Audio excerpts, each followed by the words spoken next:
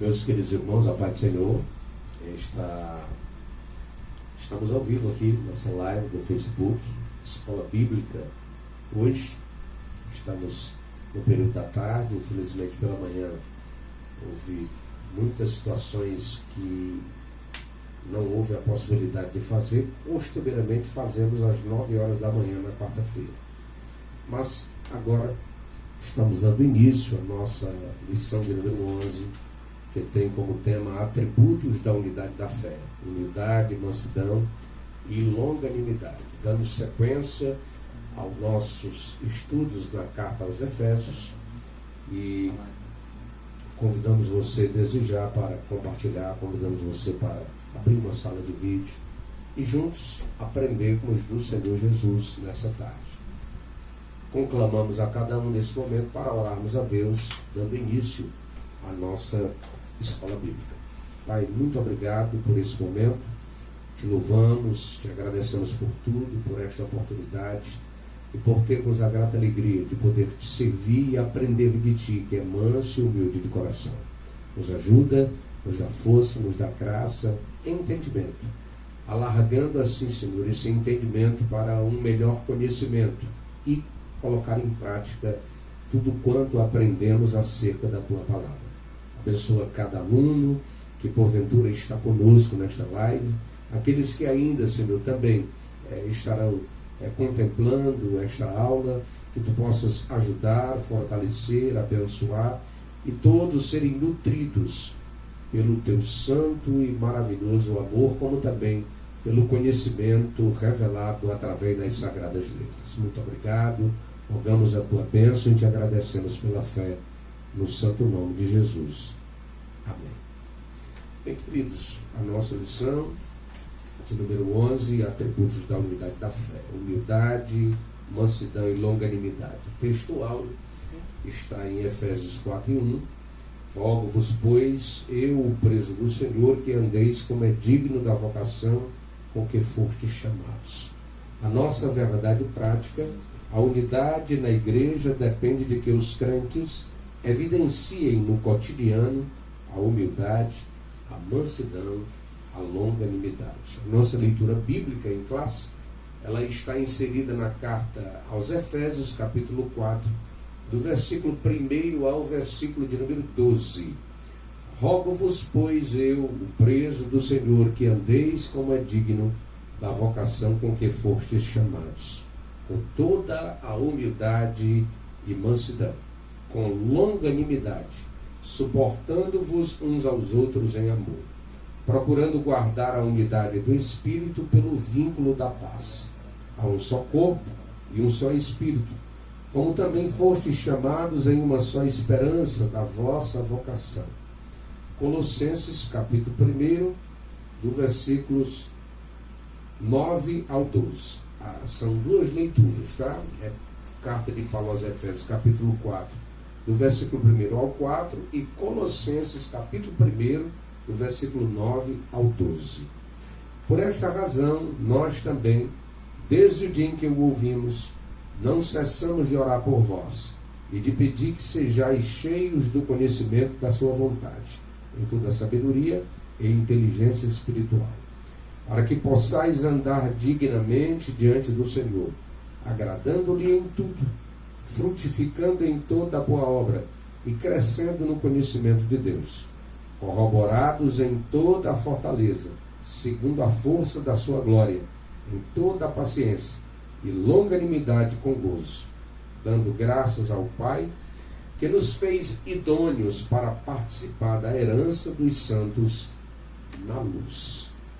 Nosso objetivo geral na lição de hoje é mostrar que a unidade da igreja é o resultado da humildade, mansidão e longanimidade na vida dos cristãos. Os objetivos específicos que sempre estamos aqui colocando para os amados, eles são 3. Primeiro, explicar que a humildade é uma virtude indispensável para a comunhão. Segundo, enfatizar que a mansidão produz crentes que promovem a paz e a conciliação. E, terceiro lugar, frisar que a longanimidade capacita o crente a ser tolerante com as falhas alheias. A nossa introdução da lição de hoje diz o seguinte: após concluir a oração intercessória em favor da igreja e ao mesmo tempo estimular os cristãos a viverem para a glória de Deus, o apóstolo passa a enfatizar a necessidade da unidade dos crentes. Assim, nesta lição, estudaremos as virtudes fundamentais: humildade, mansidão e longanimidade, que levam a igreja a viver uma perfeita unidade conforme a palavra de Deus. Então, queridos, nosso comentarista, ele é muito enfático nesta questão de esclarecer para todos nós da importância de vivenciarmos essas virtudes, que elas são fundamentais na igreja, a fim de que a unidade cristã ela permaneça intacta, a unidade cristã ela permaneça sempre numa crescente, ou seja, não existe igreja sem unidade, e onde os seus membros eles se relacionam, e se relacionam dentro desta questão da humildade, como também da mansidão e a longanimidade.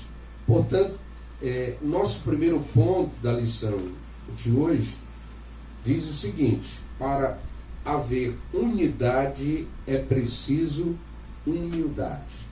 Nós temos 4 subtópicos do ponto primeiro, a fim de que possamos discorrer e esclarecer algumas coisas importantes para todos nós. O primeiro, o modo digno do viver cristão.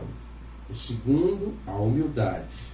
O terceiro subtópico, a verdadeira humildade. E o quarto subtópico, nós vamos estar discorrendo acerca... Perdão, são 3. 4 subtópicos são no ponto 2, tá bom?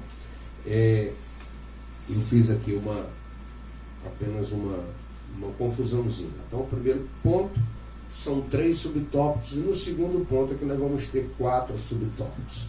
Então, o primeiro ponto, para haver unidade, é preciso humildade. Queridos, a humildade é uma virtude imprescindível para o fortalecimento da comunhão cristã. Espera-se que os crentes sejam humildes, não somente diante de Deus, mas também entre eles, né? João capítulo 17, o evangelista João traz a narrativa da verdadeira unidade. E no versículo de número 23, ele enfatiza bastante na oração de Cristo. Ele ora ao Senhor, ao Pai eterno, e a sua oração é para que sejam perfeitos em unidade. É o rogo, é a oração do Cristo em relação à igreja, em relação a aqueles que na verdade faziam parte daquele momento, como também daqueles que iriam ser agregados ao redil. Ou seja, o Senhor, ele orava a fim de que todos pudessem viver dentro desta unidade, fossem perfeitos nesta unidade. Portanto, esta é a forma onde realmente a igreja é igreja. E é tanto que o apóstolo Paulo, ele vai trazer essa expressão muito interessante no versículo de número 1, que é o primeiro tópico desse primeiro ponto, que é o modo digno do viver cristão. Ora, a conduta geral do crente é o destaque dessa seção da carta. O apelo apostólico é para os crentes: andem de modo digno da vocação, né? Ou seja, há uma conduta geral e uma conduta diária, que a conduta diária é comportamento, né? A questão quando é geral, ele diz, é andar do modo digno da vocação. E qual é essa vocação? A vocação de ser igreja, de ser cristão, de ser servo de Deus, de ter sido chamado para viver dentro de princípios que glorifica a Deus. Ou seja, quando Paulo escreve à igreja em Coríntios, 1 Coríntios 10:31, quer eu coma, quer eu beba, quer eu faça qualquer coisa, deve ser feito tudo para a glória de Deus. E para que haja a glorificação do Senhor, precisamos andar em unidade. E esta unidade, ela vai nos proporcionar verdadeiramente, dentro de uma conduta geral, andar dentro da vocação para a qual fomos chamados. E a conduta diária é o comportamento, onde nós precisamos ter um comportamento realmente cristão, um comportamento que glorifique a Deus, um comportamento onde as pessoas vão olhar para nós e vão ver em nós que realmente nós temos um comportamento digno de sermos chamados cristãos. Não esqueçamos o que declara o Dr. Lucas, escrevendo em Atos capítulo 11, versículo 26, pela primeira vez os cristãos, ou seja, os discípulos foram chamados de cristão em Antioquia da Psídia. E lá, o que é que acontece? Eles foram chamados por quê? Porque o comportamento deles, a vocação para a qual eles foram chamados, eles vivenciavam isso de forma muito clara, muito objetiva, ao ponto das pessoas reconhecerem que eles eram cristãos. Por quê? Porque em seu viver diário, eles falavam de Cristo, eles comentavam a Cristo, tudo na vida deles era Cristo. E por causa disso, eles foram denominados de cristãos. Então, é importante que nós tenhamos essa compreensão, e muito importante o que declara também a palavra de Deus, em Mateus capítulo 7, versículo 24, que é um convite à prática, é um convite para a gente poder estar praticando realmente aquilo para o qual nós fomos designados. Nós fomos designados para ser igreja, e como igreja viver em unidade, e vivendo dentro da unidade, certamente nós vamos ter um comportamento diário, um comportamento que vai exaltar a Cristo Jesus. Então, ele diz o seguinte, que a nossa casa, ela sendo edificada sobre a rocha, ela vai permanecer, ela vai enfrentar qualquer coisa, vai vir rios, vai vir temporais, vai vir dificuldades, vai vir problemas, mas nós vamos subsistir. Mas uma casa que é edificada sobre a areia, ela não vai suportar. E é isso exatamente que o evangelista Mateus está narrando para nós, ou seja, é que o nosso comportamento diário, ela precisa estar edificado e submetido à rocha. Quem é essa rocha? Cristo.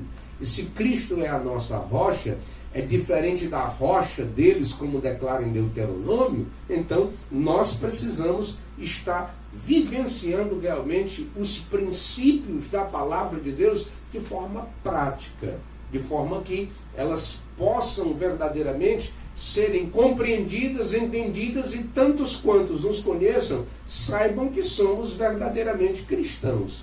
É por isso que no próprio contexto de Mateus capítulo 7, versículo 21, versículo 22 e 23, ele vai fazer a alusão exatamente a esse comportamento diário e esta vida digna da vocação para a qual fomos chamados.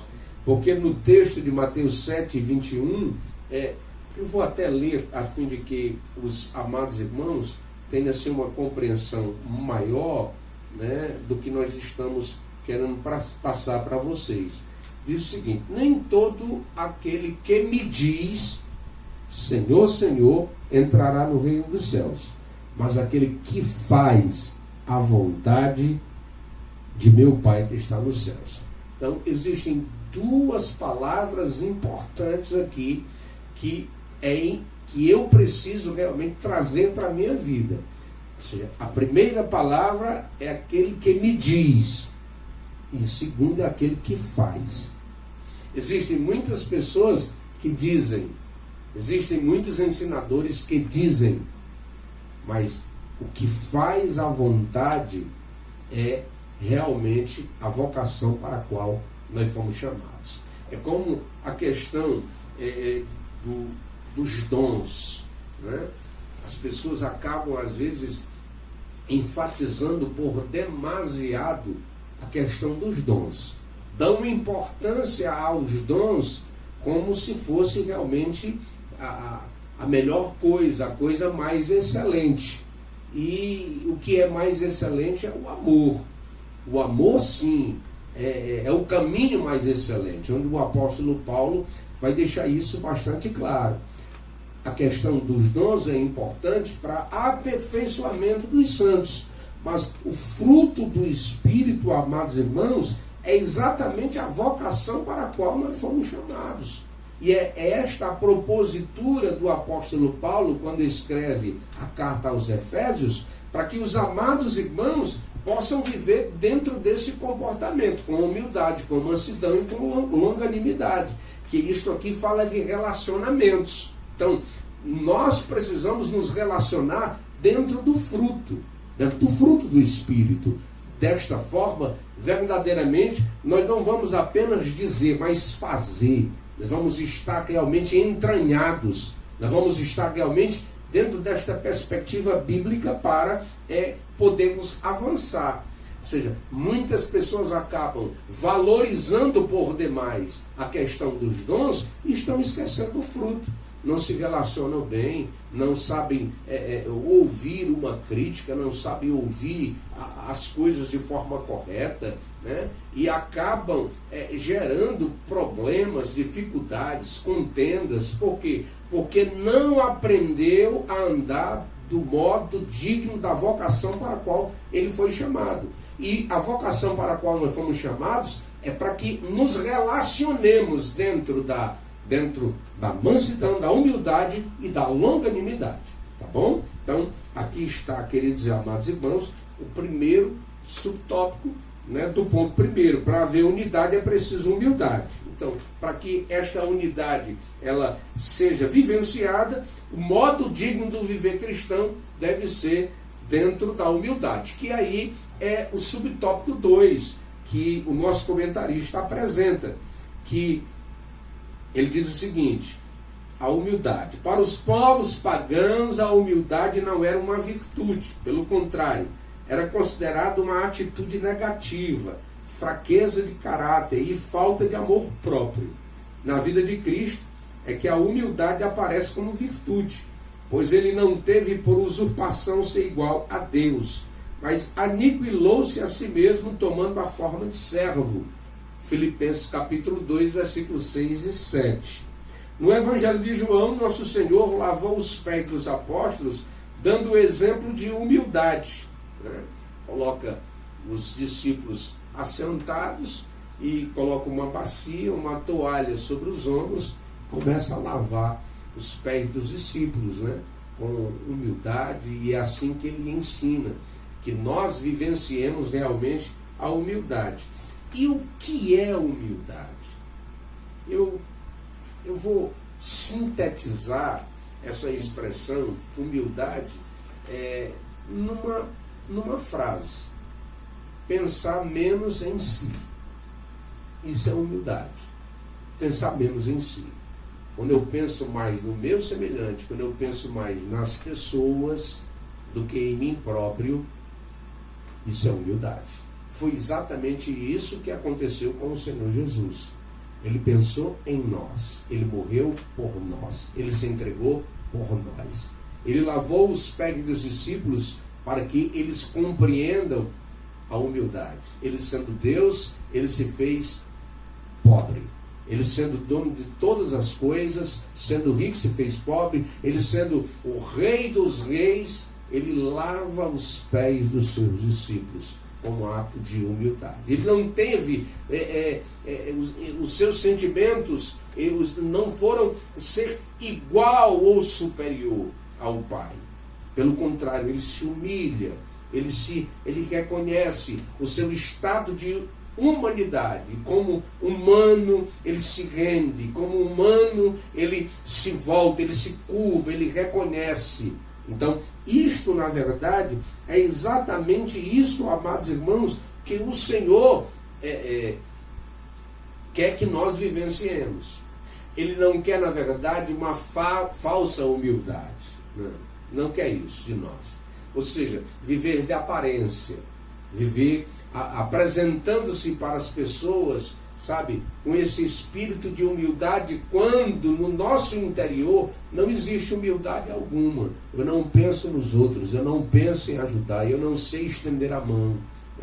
1 Samuel, capítulo 16 e 7, nos declara o texto que Deus não vê como o homem vê.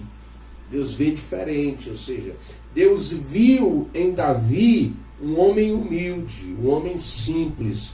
Deus contemplou, e ele contemplou no interior. Por quê? Porque Deus nos contempla por dentro. Os homens, na verdade, contemplam as coisas pela aparência, pela aparência. Mas Deus não, Deus vê diferente, Deus contempla diferente. Então, a humildade é exatamente essa. Ou seja, muitas pessoas até conseguem ter e passar para as pessoas essa falsa aparência. Ou seja, que não tem, em hipótese alguma, a humildade em si, sabe? Mas quando eu tenho uma ação, e essa ação, ela dá a importância ao meu semelhante, queridos, isso é humildade. Isso é a verdadeira humildade, tá bom? Então, pensar menos em si é o que nós precisamos, a fim de que nós estejamos dentro da vocação para a qual fomos chamados. Aí vem o terceiro subtópico do ponto primeiro, a verdadeira humildade. Ele diz o seguinte: o que fica claro em Jesus e no ensino do apóstolo Paulo é que a pessoa humilde expressa a modéstia, em oposição ao orgulho e à arrogância. Trata-se de uma postura que favorece o bem da coletividade no lugar do egoísmo. Então, assim, a verdadeira humildade coopera para a harmonia nos relacionamentos e promove a unidade do corpo de Cristo. Amados, o que o comentarista deixa claro para nós são dois princípios importantes para que entendamos a verdadeira humildade. O primeiro princípio aqui apresentado, nós podemos levar para o texto de Provérbios capítulo 15 e versículo de número 33, quando Salomão diz que humildade precede a honra. Ou seja, eu não busco honra, eu para ser reconhecido, quero ajudar. Por quê? Porque é o meu espírito, o espírito de humildade, é a vocação para a qual eu fui chamado. Não porque eu quero que as pessoas estejam falando bem a meu respeito, isso ou aquilo. Não, em hipótese alguma. Salomão está dizendo que humildade vai preceder a honra sempre. Certo? A honra sempre. Principalmente quando fazemos de coração. Fazemos para que Deus seja louvado, seja glorificado e seja exaltado. E não por interesses próprios, mas com humildade. Por quê? Porque esse é o modo da vocação em que devemos andar. Certo?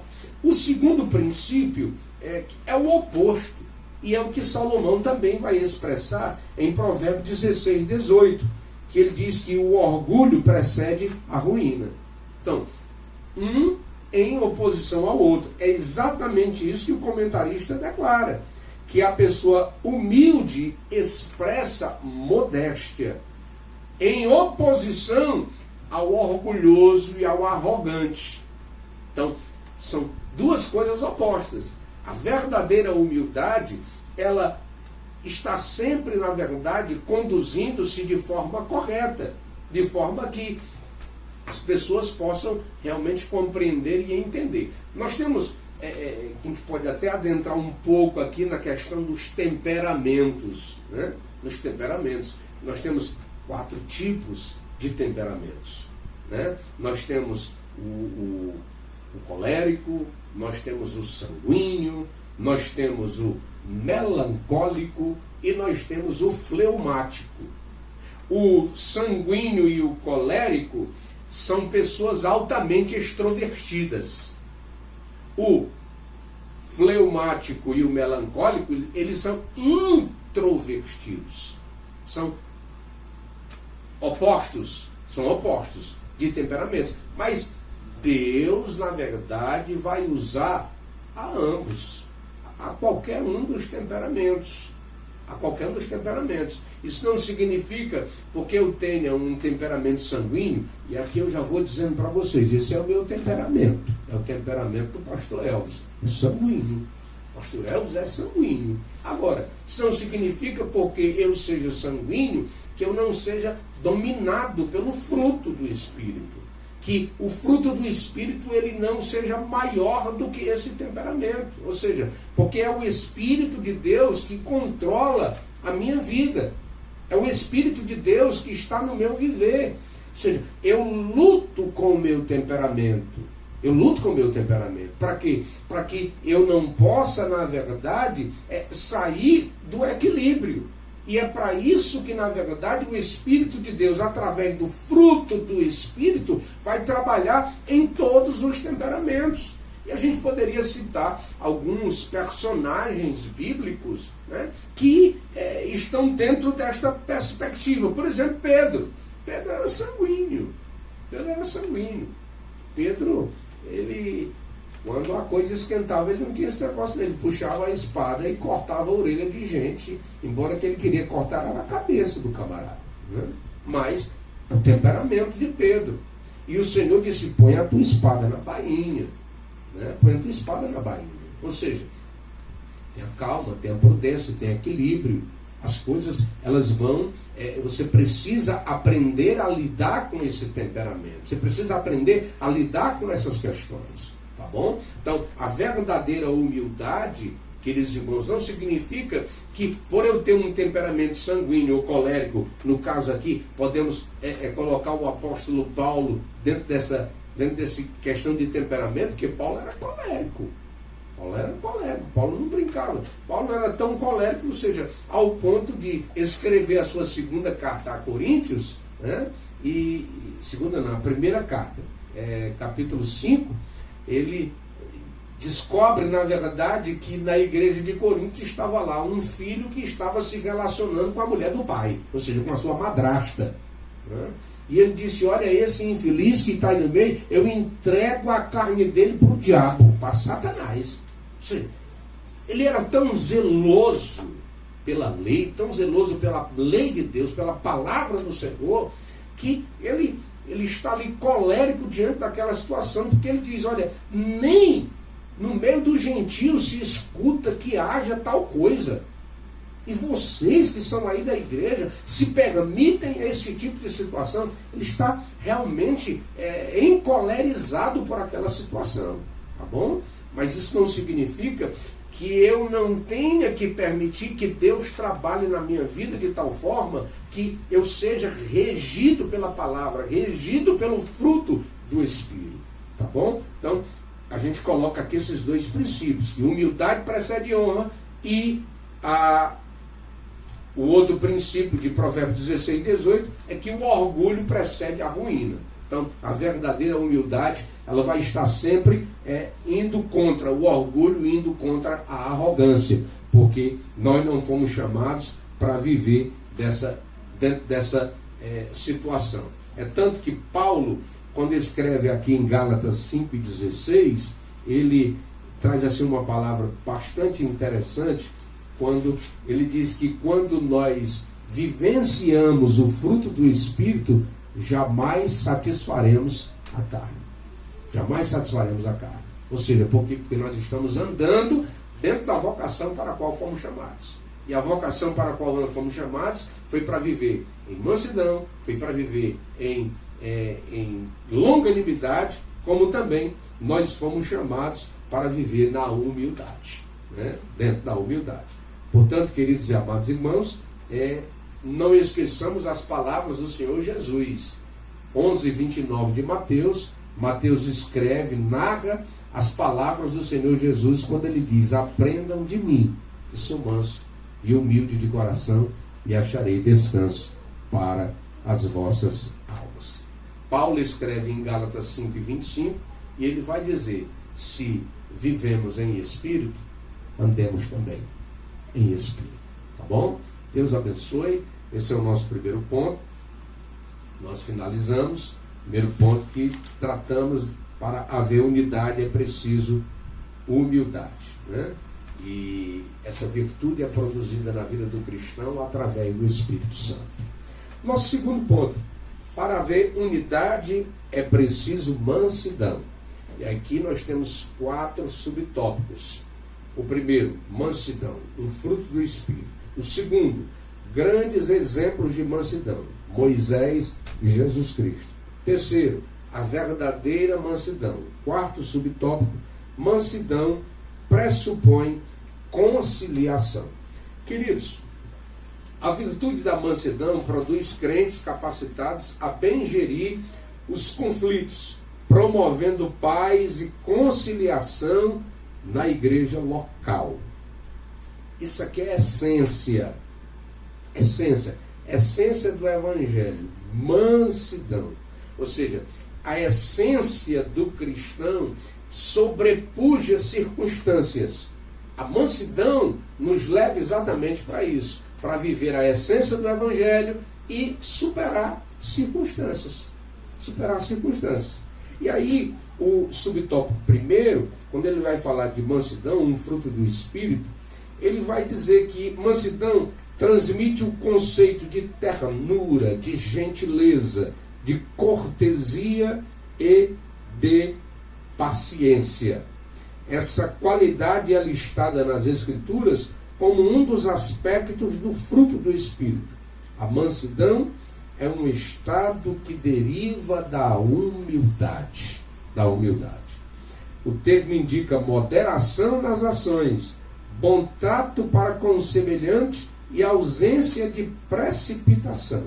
A expressão retrata o caráter de Cristo, conforme o Senhor mesmo disse: aprendei de mim, que sou manso e humilde de coração. Glória a Jesus. Queridos, a gente analisando sobre essa questão, a gente, quando aceita a fé e aceita a fé em Cristo Jesus, passamos a andar em novidade de vida, e a gente chega no arraial dos santos. Puxa vida, a gente chega com perspectivas assim, né? A gente, puxa, aqui só tem gente da melhor qualidade, da melhor espécie. Quer dizer, eu quero deixar claro uma coisa para vocês.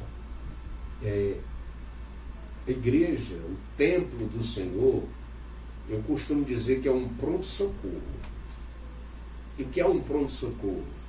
Um pronto-socorro está ali para atender as demandas das pessoas que achegam-se ao mesmo. E tem gente que chega com demandas, sabe, que precisam de intervenção cirúrgica.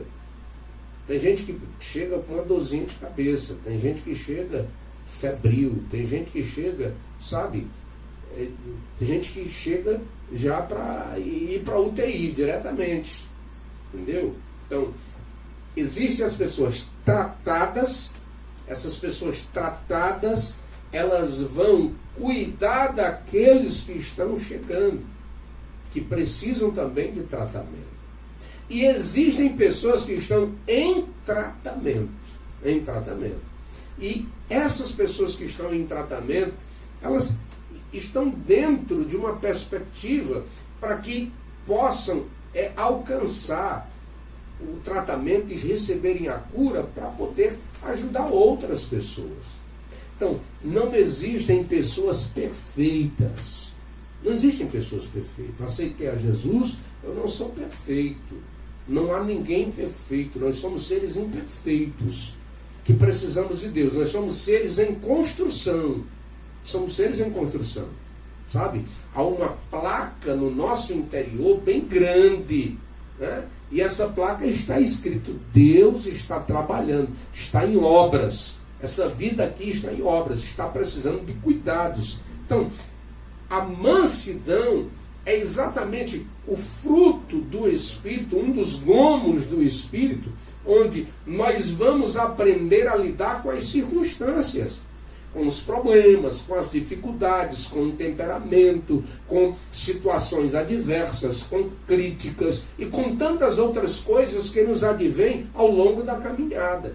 Portanto, esse estado de mansidão é aquela situação onde eu vou falar na hora certa, onde eu tenho uma palavra, que esta palavra vai ser dentro de um contexto onde vai ser bênção, onde vai ser reflexiva, onde vai ajudar, não vai atrapalhar. É isso que a mansidão nos proporciona. O manso, ele vai agir dentro desta perspectiva, dentro daquilo que o bom Deus estará nos ensinar. Por quê? Porque é um estado que deriva-se da humildade. Da humildade. Então, essa expressão vai retratar exatamente o caráter de Cristo, quando ele diz que aprendam de mim. Então, o Senhor tem muitas coisas para nos ensinar, né? Ou seja, esse Senhor Jesus, com toda a mansidão, quando precisou usar o chicote para poder dar uma sova nos cambiadores e expulsá-los, porque estavam fazendo da casa de Deus, sabe, uma casa comercial. Então, ele o fez. Ele o fez. E ele o fez baseado em quê? Baseado na mansidão. A mansidão. Ou seja, o zelo da casa do Senhor agiu com a mansidão na hora certa, no momento certo, e fez com que as pessoas refletissem que aquilo ali não era casa, sabe, que as pessoas deveriam viver de qualquer jeito ou de qualquer forma. Não é. Reino de Deus é o domínio dele sobre a nossa vida. E quando ele domina a nossa vida, o Espírito Santo, ele gera no meu ser o fruto do Espírito e me ajuda a ser manso, a agir com as pessoas, entendendo-as e buscando, na verdade, soluções e alternativas para que elas se enquadrem dentro de recuperados, dentro de pessoas boas, sinceras, verdadeiras, honestas, que caminham em direção para o céu. Ok? Segundo subtópico. Grandes exemplos de mansidão. Moisés e Jesus Cristo. Moisés foi reconhecido como o homem mais manso que havia sobre a terra. Essa reputação se deu em virtude de o legislador, entre outros aspectos, não revidar nem guardar rancor quando foi atacado pessoalmente. Moisés, o temperamento dele era melancólico. Era melancólico. Mas Moisés era muito manso. Mas quando se fez necessário de agir, ele o fez. Ele o fez. Quando se fez necessário de usar a espada, ele usou a espada. E ele é chamado, a Bíblia o denomina assim, de um homem mais manso de toda a terra. Mas não guardava rancor, não, em hipótese alguma, ele, além de não guardar, e quando foi atacado pessoalmente, ele soube lidar com essas questões, não desceu nada para o seu coração. E é isso que Salomão recomenda a mim e a você, sobre todas as coisas que se deve guardar. Devemos guardar o nosso coração, porque é dele que procede as saídas da vida. Então, dentro dessa mesma perspectiva, Jesus Cristo também manteve o autocontrole quando foi injustamente caluniado, né? Foi injustamente caluniado. Durante o seu julgamento, ele não pronunciou nenhum impropério, ele não pronunciou palavra contra os seus acusadores, pelo contrário, se manteve na mansidão, né?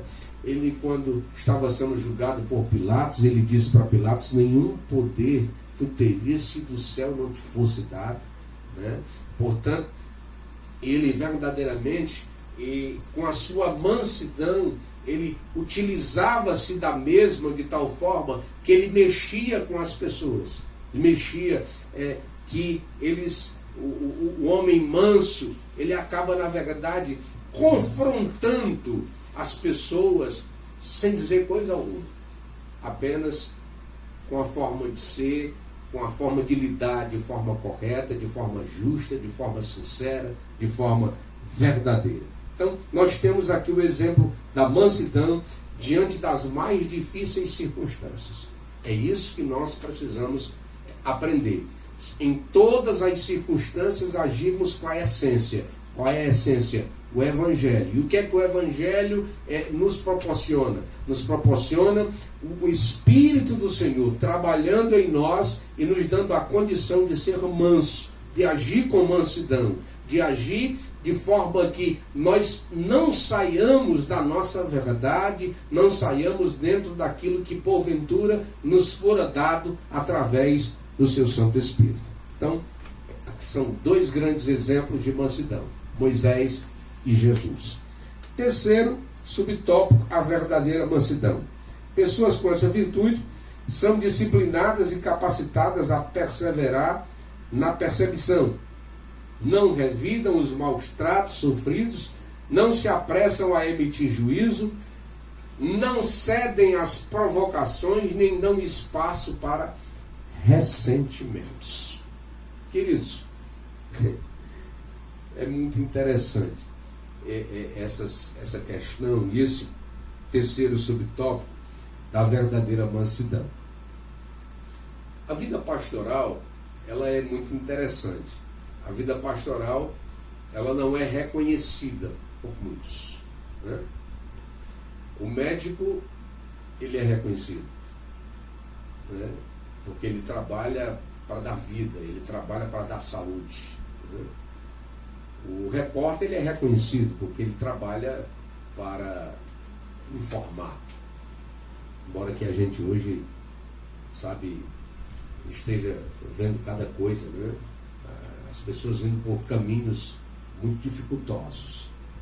Mas o pastor também trabalha. E ele trabalha exatamente para cuidar, sabe, da mente, para cuidar do interior, para cuidar das pessoas. Pastores de tempo integral, sabe? Pastores que cuidam de forma de vidas, que tem uma palavra de orientação, uma palavra de fé, uma palavra de esperança. Mas, infelizmente, as pessoas acabam não reconhecendo esse trabalho que muitas vezes é um trabalho que dá conta de todo mundo, dá conta do médico, dá conta do repórter, dá conta de todos, para poder fazer com que todos estejam andando no caminho, o caminho da graça, o caminho da fé, o caminho da bênção. E somos criticados e tantas outras coisas. E a gente precisa ser muito manso para poder tratar essas questões, sabe? Isso me faz lembrar um cidadão já com uma idade bastante avançada. E ele chegou para mim, pegou na minha mão, quando pegou na minha mão, disse: essas mãozinhas aí nunca trabalhou duro na vida, nunca fez nada duro para poder conseguir as coisas. Eu dei um sorriso e eu perguntei para ele quantos filhos ele tinha. Ele disse a quantidade de filhos. Ele disse: é interessante, o senhor acha que foi fácil criar sua família? Eu disse: não, foi muito difícil, eu trabalhei muito. Eu disse: pois é, eu não gerei filhos como o senhor gerou 9, eu gerei apenas 2. E eu sei do quanto filho dá trabalho a gente poder criar, orientar. E agora você sabe sabe quantas famílias eu dou conta? Não é só da minha. Nós temos aproximadamente umas 500 famílias que a gente precisa dar conta todo dia, toda semana. E a gente dá conta orientando, a gente dá conta transmitindo uma palavra de fé, de esperança. Você acha que isso não é trabalhoso? É muita gente. Eu disse: pois esse é o meu trabalho. Pode ser que nas minhas mãos os meus calos já não existam mais, porque eu já também trabalhei com o Senhor. As minhas mãos também já foram muito calejadas, sabe? E eu digo para o Senhor que quando se faz necessário executar um trabalho braçal dentro do reino de Deus, eu faço com muita alegria, com muito prazer, com muita satisfação. Agora, os meus calos não estão mais nos meus nas minhas mãos. Os meus calos agora às vezes passaram para o joelho, passaram às vezes para a minha consciência, para a minha cabeça, porque são problemas, são dificuldades de pessoas. E eu fui explicar isso para ele, né? Então, são críticas às vezes muito duras, são críticas às vezes muito terríveis, tá bom? Mas nós exercemos um trabalho e a gente precisa não ceder a esse tipo de provocação, essas provocações tolas, essas provocações que acabam, na verdade, abrindo um espaço para ressentimento na sua vida. Não me envergonhe do Evangelho de Jesus, não me envergonhe da vida pastoral, apesar que tem muitos que envergonham o Evangelho, mas eu não me envergonho da vida pastoral, não me envergonhe do Evangelho de Cristo, pelo contrário, acredito que é uma função honrosa por demais, é uma função onde o bom Deus tem concedido a muitos e levantado muitos para poder conduzir muitas famílias para que adentrem o reino dos céus com conhecimento, com inteligência e com a graça de Cristo Jesus. Portanto, a verdadeira mansidão vai proporcionar isso, sabe? Não vai permitir que sejamos apressados na emissão de juízos, sabe? As pessoas acabam maltratando, às vezes até próprios irmãos, né? Acabam maltratando, acabam, na verdade, contendendo, acabam não compreendendo. E a gente precisa usar de sabedoria. E isso não é só com o pastor. Às vezes é irmão com irmão, que acabam não se ajustando, acabam não se relacionando bem.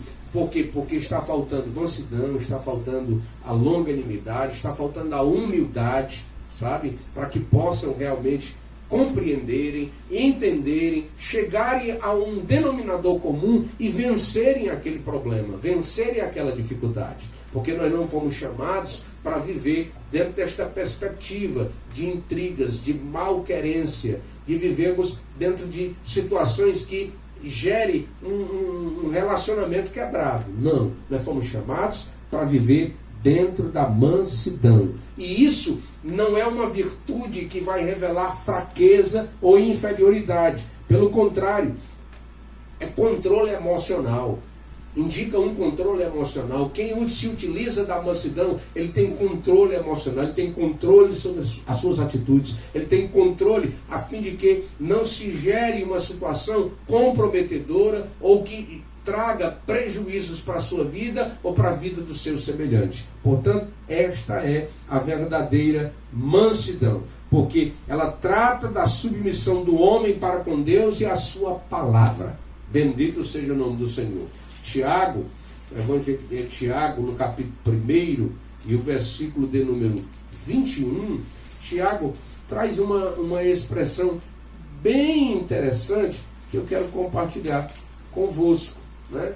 Tiago vai dizer o seguinte, queridos irmãos: pelo que, rejeitando toda imundícia e acúmulo de malícia, recebei com mansidão a palavras em vós enxertada, a qual pode salvar a vossa alma. Portanto, nós precisamos receber a palavra com mansidão, a palavra que exorta, porque a palavra que exorta, quem se utiliza da exortação tem que aprender também a consolar, conforme a Bíblia nos ensina. Aquele que exorta também console. É isso que Paulo ensina, né? Portanto, a gente precisa realmente receber com mansidão a palavra que orienta, a palavra que ajuda, refletindo sobre a mesma, tá bom? Então é a presença do Espírito Santo propiciando suavidade e domínio próprio na vida do cristão. Essa é a verdadeira mansidão. E a mansidão que pressupõe conciliação, que é o quarto subtópico, que vai dizer: o comportamento conciliador é a demonstração prática da conduta de quem possui mansidão por meio de uma postura equilibrada diante de circunstâncias adversas. Ele transmite a ideia de pacificação, um meio harmonioso de administrar os conflitos. É esse aquele que pressupõe, é isso que a mansidão faz, ela pressupõe uma conciliação. Ou seja, você se coloca na posição de conciliador. Às vezes as pessoas estão com um dilema, com dificuldade, não sabem se chegar, não sabem aproximar-se um do outro, não sabem ter uma conversa, né? E de repente se machucam com palavras, se machucam com palavras malditas, né? Ditas fora do tempo. E aí aquele que tem a mansidão, ele vai trabalhar para conciliar, para mudar aquela situação, para aquela situação seja resolvida. Por exemplo, a gente pode citar nos dias, uma história bem recente, Mahatma Gandhi, um grande pacificador. Mahatma Gandhi libertou a Índia da Inglaterra sem trocar uma bala sequer.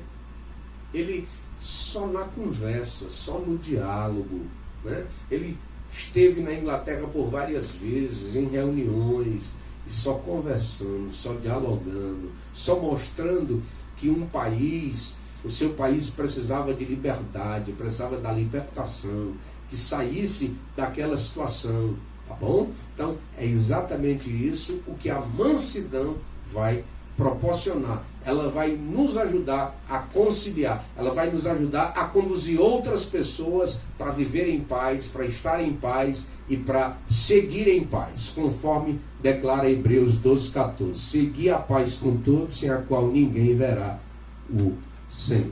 Então, se todos os crentes de cada igreja desenvolvessem a virtude da mansidão, o espírito conflituoso desapareceria.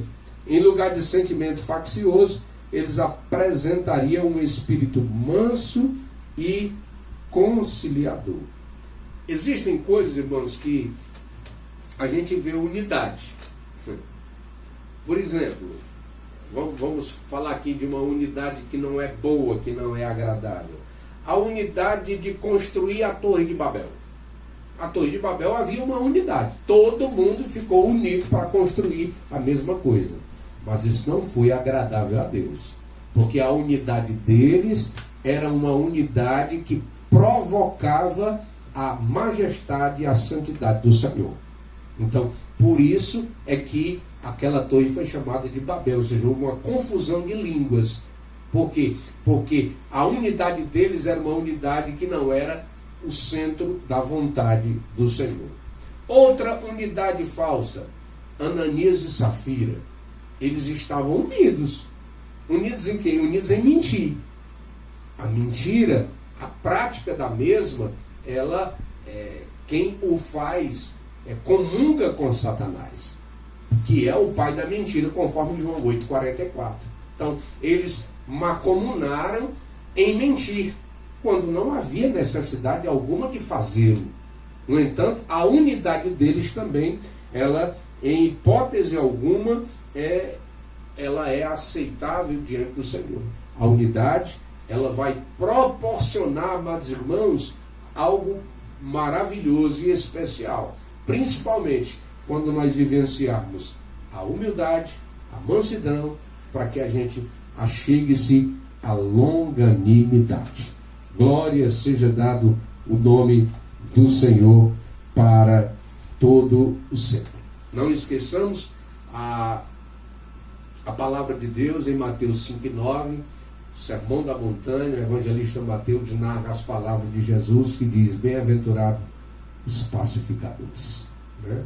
Que nós sejamos exatamente esse povo manso, esse povo pacífico, esse povo que deseja realmente fazer com que as coisas sejam produzidas de forma correta, justa, sincera, verdadeira, e possamos caminhar sempre nessa perspectiva de fé e esperança para a glória de Deus Pai, para a glória de Deus Filho e para a glória de Deus Espírito Santo. Então, finalizamos nosso segundo ponto. Nós vamos para o nosso terceiro ponto, para ver unidade. É preciso longanimidade para o exercício do perdão. É o terceiro ponto. Nós temos o nosso terceiro ponto, 3 subtópicos. O primeiro, longanimidade, um fruto do Espírito. O segundo, suportando uns aos outros. E o terceiro, o perdão como premissa do amor. A virtude da longanimidade capacita o crente a ser tolerante com os erros alheios e assim liberar o perdão aos ofensores. Subtópico primeiro, longanimidade, um fruto do Espírito. Tem um sentido de paciência, de tolerância, de constância. É mais um dos aspectos do fruto do Espírito desenvolvido no crente. Em termos gerais, essa virtude significa tolerar pacientemente a má conduta dos outros. Olha, meus irmãos, eu vou dizer uma coisa. A gente vê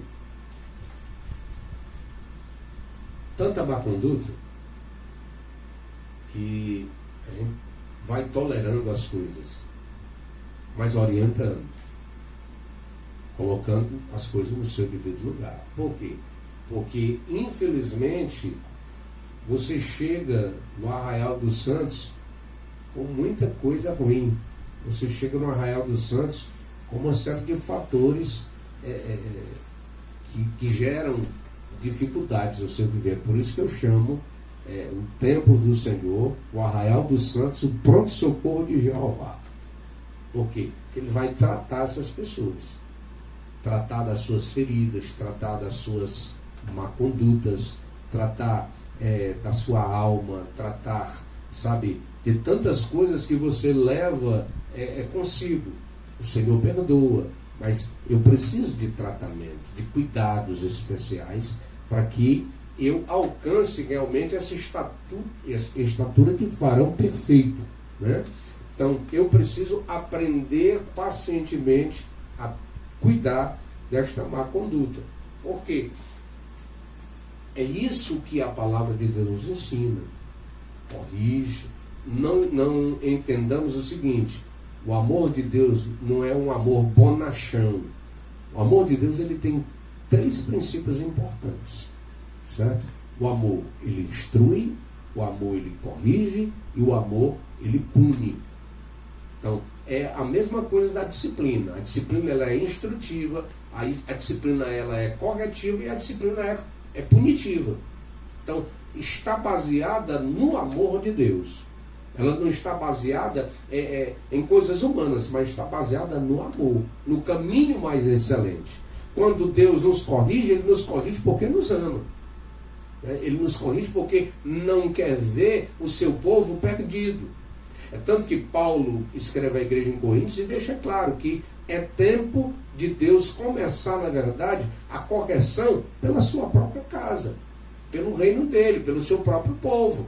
Ou seja, conduzindo os mesmos dentro da longanimidade, dando tempo ao tempo, fazendo com que essas má condutas existentes na vida de alguns, elas sejam corrigidas, elas sejam verdadeiramente alteradas para uma conduta correta, para um caráter cristão, para um caráter dentro da perspectiva bíblica que louve, glorifique e exalte o nome do Senhor Jesus. Então, o longânimo é aquele que é tardio em irar-se, né? Tem muita gente que diz que eu tenho um pavio curto, né? É porque eu sou assim mesmo, eu sou pavio curto, eu vou desviar só a minha mão, aí taco-lhe o murro no. Não é assim, tenha calma, tenha paciência, viu? Você tem um pavio curto, pois permita que o Espírito de Deus transmita ao seu coração e à sua vida a longanimidade, seja longânimo, seja tardio, seja tardio em irar-se, sabe? E ire-se, mas não peque, sabe? Irai-vos, mas não pequeis. Eu posso até vivenciar esse momento da ira, mas não permita que essa ira lhe conduza a uma vida pecaminosa, mas que você tenha realmente o controle, que você possa, na verdade, ter a longanimidade, a fim de que você seja tardio em irar-se. Bendito seja o nome do Senhor para todo sempre. E esse exercício é praticado, que é o exercício da paciência, requer a virtude do amor. Requer a virtude do amor, que é o princípio basilar de todas as ações do crente salvo por Jesus. Portanto, sejamos longânimos conforme o subtópico nos proporciona, né? Que é o fruto do Espírito, a longanimidade. suportando uns aos outros, o segundo subtópico, né? Antes de entrarmos aqui no segundo ponto, vamos só colocar uma coisa para vocês, que dentro dessa longanimidade, entendamos sobre decisão. O que é decisão? Decisão é algo que você precisa fazer diariamente. Todo dia eu preciso tomar decisões. Direita, esquerda, céu e inferno, para cima, para baixo, para trás, para frente. Sabe? São decisões diárias que eu tenho que fazer. Sim, não. Amar, não amar. Querer, não querer. Entendeu? São decisões diárias. Então, a melhor forma de tomar decisão. A melhor forma de tomar uma decisão, primeiro, ore. Não faça nada sem orar, sem conversar com Deus, sem perguntar ao Senhor, sem pedir uma orientação do céu. Nós precisamos estar sendo regido pela carta magna, que é a sua palavra, e orando ao Senhor, orando no Espírito, orando com fé, orando com perseverança, buscando a direção de Deus para as nossas vidas. Certamente nós encontraremos realmente a longanimidade e vamos permitir que o Espírito trabalhe no nosso ser de forma tal que a gente consiga as coisas de forma correta. O segundo princípio para se tomar uma decisão, além de orar, é eu fazer uma análise. Analisar a situação, analisar o problema, analisar os fatores, analisar o campo da guerra, se eu vou lutar numa planície, se eu vou lutar na serra, se eu vou lutar no sertão, se eu vou lutar na praia. Esse tempo de guerra é tempo de inverno, de verão, de outono, de primavera. Eu vou fazer uma análise de todas as coisas. Para quê? Para que tudo concorra para o meu bem. E em terceira instância, eu preciso, na verdade, ter paciência. Sabe? Ter paciência. Esperei com paciência no Senhor. Ele se inclinou para mim, ele ouviu o meu clamor. É a mensagem do salmista Davi. O que é a impaciência? A impaciência é quando as coisas saem do meu controle. E quando as coisas saem do meu controle, eu fico impaciente. Agora, quando as coisas saem do meu controle, a melhor coisa que nós precisamos ter é paciência, é entregar na mão de Deus. Senhor, saiu do meu controle. Eu não consigo, eu não estou conseguindo, eu não tenho o controle da situação. Deus nunca perdeu o controle de coisa alguma. Ele tem o controle de todas as coisas. Então, seja paciente, espere no Senhor, aguarde em Deus, espere a vontade dEle, espere o cumprimento, espere que as coisas aconteçam. Então, isto é decisão. A decisão nos leva para orar, nos leva para analisar e nos leva a ter paciência. Segundo ponto, segundo tópico, suportando uns aos outros. Durante a nossa jornada cristã, nos depararemos com múltiplas situações de hostilidade. São nesses momentos conflituosos na igreja que devemos suportar uns aos outros em amor. A palavra suportar, para a gente entender bem, é dar suporte. Né? Dar suporte. Então, a expressão indica que, infelizmente, teremos de enfrentar excessos cometidos em nosso meio, como as provocações alheias e atitudes carnais. Provocações alheias e atitudes carnais. Estas são comparadas a um fardo que devemos suportar por meio da prática do amor. Então, eu preciso suportar algumas coisas. Tem coisas que vale a pena suportar. Mas tem outras coisas que a mansidão vai me ajudar. Vai me ajudar a usar aquilo que é necessário na hora certa, de forma correta e com a medida correta, através da mansidão. Tá certo? Terceiro e último lugar, o perdão como premissa do amor, para fecharmos o terceiro ponto da nossa lição de número 11. Para haver unidade é preciso longanimidade para o exercício do perdão. Então, o perdão como premissa do amor. O amor é um atributo divino. 1 João 4:8. Deus é amor. O principal aspecto do fruto do Espírito, o amor. Por quê? O fruto do Espírito começa com amor. É a base, é o alicerce. Você não consegue, na verdade, as demais outras coisas se não tiver, em primeira instância, o amor. É o caminho mais excelente. É aquele que faz com que caminhemos as milhas que se fizer necessário. É aquilo que não existe, na verdade, interesse algum. Ou seja, porque o amor não busca os seus próprios interesses. O amor divino, o amor ágape, está ali, está enraizado no fruto do Espírito. É basilar, está ali. Entendeu? Então vejam bem, essa virtude altruísta que nos conduz a tratar os outros como gostaria de ser tratados. Não é isso que o Senhor Jesus nos ensina? Tudo o que quereis que os homens vos façam, façam você também. Como é que você gosta de ser tratado? Eu gosto que as pessoas me tratem bem. Pois trato bem as pessoas. Eu gosto de ser que as pessoas me recebam bem. Receba bem também as pessoas. É simples, é princípio. É princípio de Deus. Então, o amor ele vai nortear e vai trazer a base para a nossa vida e também para o fruto do Espírito. Portanto, desse modo, a tolerância entre irmãos em Cristo deve ser mútua, isto é, amando ardentemente uns aos outros com o coração puro, perdoando e sendo perdoado. Quando esse estilo de vida é adotado pelos crentes, acabam-se as disputas na igreja. Glória seja dado o nome do Senhor. Então, amados irmãos, o amor ele é importantíssimo, ele é a base de tudo, é o caminho mais excelente. E é isso que a gente precisa realmente fazer. Quem ama, perdoa. Lembra de Jesus? Quando Judas dá-lhe aquele falso beijo, né?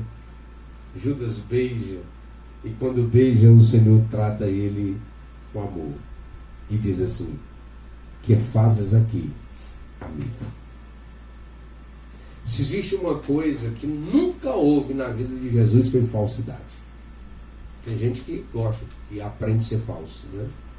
E se utiliza dessa vertente, ser falso, ser hipócrita. O meu Senhor Jesus, ele tinha Judas por amigo. Eu costumo sempre dizer que eu tenho muitos amigos. Eu só não sei se as pessoas são minhas amigas, mas eu os tenho por amigos. Pelo menos tenho procurado viver dentro desta perspectiva e viver realmente dentro deste valor inestimável de amizade. Também tenho dito que quando um ser humano tem pelo menos 4 amigos, eu não fecho nem a mão completa. Porque quando eu fecho assim a mão, 5, e normalmente eu olho para... E já perguntei a muitas pessoas, me diga 5 amigos. Você pode contar? Aí relato que é realmente uma amizade. Eu não consegui ainda que alguém me diga que tenha 5 amigos. Mas então eu digo que a gente possa ter pelo menos 4 amigos. Que tipo, pastor? Do tipo de Marcos capítulo 2. Amigos que pegaram o paralítico e que transpuseram uma multidão, colocaram ele numa padiola, subiram, abriram um buraco no telhado onde Jesus estava em Cafarnaum e desceram ele exatamente no lugar onde Jesus estava. Isso é amigo. Amigo que me leva para Jesus, amigo que enfrenta a multidão pela minha dor, pelo meu problema, pela minha angústia, pela minha aflição. Amigo que me conduz nos ombros quando eu preciso. Amigo que não passa a mão na minha cabeça. Amigo que não me traz lisonjas, mas na verdade me mostra o caminho e me diz que eu estou errado na hora certa. Conforme declara Salomão, que amigo é como o ferro, eles se afiam. E tem muitos amigos que eles são nascidos na angústia e eles se tornam grandes irmãos. Aprendamos a viver a verdadeira amizade dentro do amor. Perdoe. Que certamente o amor, ele cobre o amor. Nós finalizamos a nossa lição de hoje, concluindo, dizendo: vimos o convite de Paulo aos crentes para um viver digno de uma perfeita unidade. Para garanti-la, mostramos que algumas virtudes são essenciais. A humildade que fortalece a unidade, a mansidão que gere os conflitos e a longanimidade que suporta os erros alheios. Quando os crentes vivem essas virtudes, as dissensões desaparecem e o nome de Jesus Cristo é glorificado. Finalizamos com o que declara o Senhor Jesus em Mateus 5,16. Tudo o que quereis que os homens vos façam, façais vós também. Que Deus abençoe, que Deus ajude, que Deus manifeste sua graça e sejam todos abençoados para a glória de Deus Pai, de Deus Filho e de Deus Espírito Santo. Até semana que vem, na 12ª lição. Pai do Senhor.